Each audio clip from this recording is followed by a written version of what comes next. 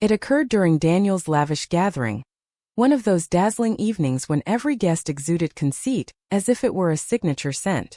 The melodies played softly, the illumination glowed in warm amber hues, and bursts of merriment flowed from each nook like effervescent bubbles from a flute. My former spouse, the woman who had once been my wife, positioned herself close to the grand piano, adorned in the crimson gown I had selected for her long ago. She appeared as a lure molded into flowing fabric. As the musicians transitioned to a languid tune, I approached her steadily. All I sought was a brief instance, a shared sway, a gentle contact, a subtle indication that I still held a place in her universe. I proffered my palm. She regarded it with disdain, as though I had presented something soiled and unworthy.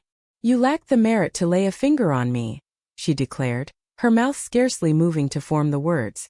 "The mere thought of your lips against mine fills me with revulsion." The chuckles erupted swiftly, Daniel's resonant guffaw leading the way, accompanied by the tittering of her select group of affluent sycophants concealed behind gleaming stemware. Laughter of that nature sears more intensely than any blaze. Yet I remained stationary. I refused to avert my gaze. I merely murmured in a subdued tone, "You may wish to savor this celebration, darling. It marks the final one you will ever orchestrate." That silenced their amusement abruptly. Our paths had crossed 8 years prior. At that time, I was in the process of resurrecting my enterprise following a devastating period. Endless evenings, minimal rest, excessive reliance on stimulants. She entered my existence like serenity descending after turmoil. In those days, she expressed admiration for my ambition. She claimed my gaze held a spark of intensity. I believed she desired to remain at my side amid that fervor. As it transpired, she merely sought to bask in its warmth until a more substantial inferno appeared. She wed me envisioning my future success. Subsequently, she exchanged me for an individual who had already attained it. Initially, I failed to perceive the transformation. The alteration unfolded gradually. The prolonged absences that belonged to another. The device that perpetually rested screen down. The fragrance I had never purchased for her. Upon challenging her, she curved her lips into that soft yet cutting grin and asserted, "You are fabricating illusions." Manipulation cloaked in tenderness. However, reality possesses a manner of seeping through even the finest threads. It manifested via an electronic message. She had directed it to an incorrect recipient. Or perhaps destiny ensured it reached me. A booking for an evening meal. 2 identities listed, hers alongside Daniel's. The person I had regarded as my sibling in spirit, my financial backer, my confidant. That evening I refrained from fury. I avoided shattering any vessel or hurling accusations. I simply occupied a shadowed space and fixated on the display until its radiance burned against my skin like flames. In that instant an insight dawned upon me. Affection renders one sightless, whereas treachery imparts clarity of vision. The following dawn, I contacted my legal advisor. Discreetly, without spectacle, I relocated 50% of my holdings to a fresh entity registered under an alternate designation. An arrangement beyond her reach in the separation proceedings she remained unaware were imminent. Thereafter I revised my testament, my equities, my fiduciary arrangements. Every element bearing my identity vanished from accessibility. She presumed she was depleting my resources. In truth, the repositories she utilized were mere illusions I had fabricated many moons earlier.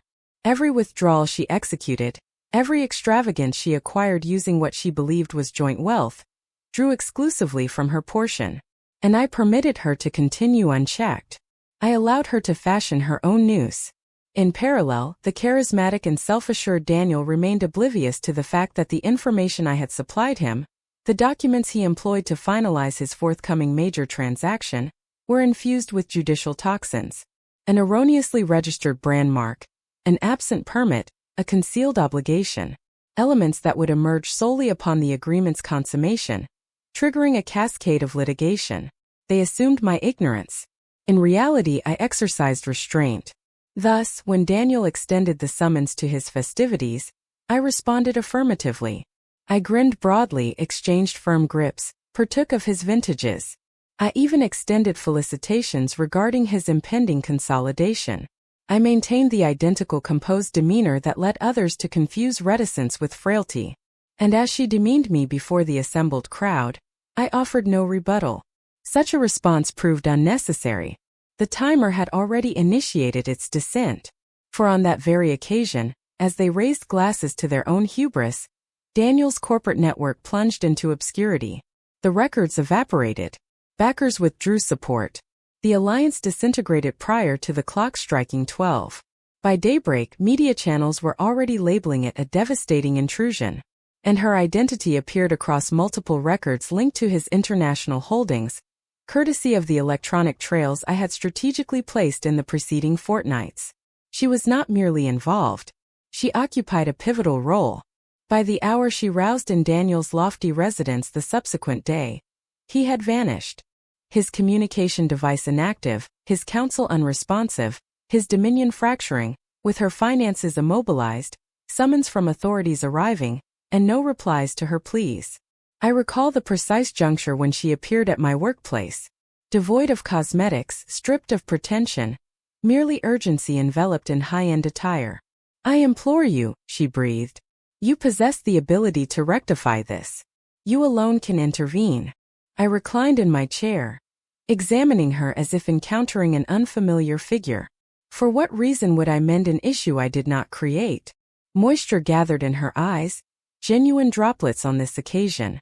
She extended her fingers toward mine. I allowed the contact briefly, permitted her to harbor the illusion for a fleeting moment that compassion lingered. Then I articulated, "Your assessment that evening was accurate.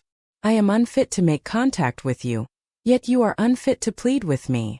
She departed without protest. I observed her image diminishing in the reflective panel of the entrance. A specter of the partner I had once cherished profoundly. 6 months have elapsed since then. Daniel escaped beyond borders. She now resides in a modest dwelling in the city center where her visage draws no recognition. My authentic enterprise flourishes exceedingly. Observers comment that I appear unburdened nowadays. Perhaps that observation holds truth. Occasionally her phrase still echoes in my mind. "You lack the merit to lay a finger on me." The sting has dissipated entirely. It now serves as a recollection of the evening I ultimately comprehended the potency of restraint. For vengeance requires no volume. It refrains from outbursts or fracturing objects. It grins patiently, bides its time, and permits veracity to deliver the fatal strike. And within that grand hall, as the mirth subsided and their complexions grew ashen, I achieved not merely equilibrium but liberation.